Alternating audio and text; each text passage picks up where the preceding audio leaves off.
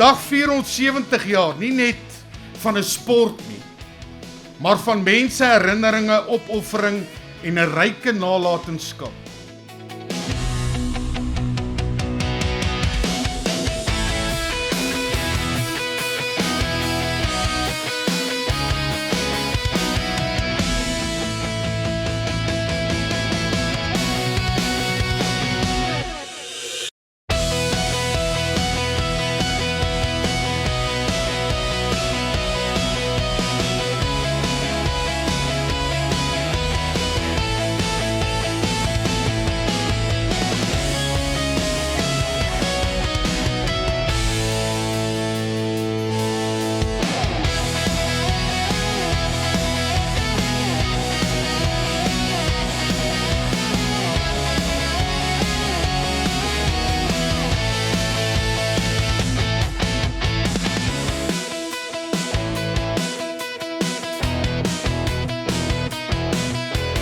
Volgens die woord is 'n legende van 'n era iemand wie se lewe 'n getuienis dra, iemand wat 'n nalatenskap los oor geslagte heen, iemand wat met volharding gebou het en iemand wie se invloed langer leef as sy eie tyd.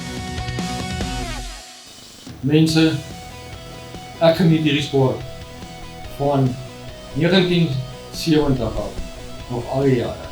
Soos jy gehoor het, ek wil nie myself die opgewe nie, maar ek het nog nooit in 56 jaar, ek het nooit gemis nie. Eerstens 'n baie spesiale verwelkoming aan al ons legendes van die distrik en dan ook baie welkom aan Ringbal Suid-Afrika se bestuur wat ook vanaand hier teenwoordig is.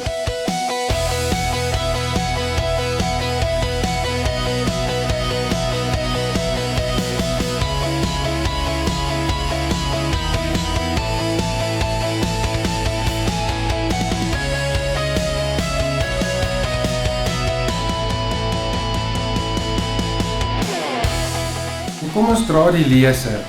70 jaar van uitmuntendheid leef voor met God as ons stuurman.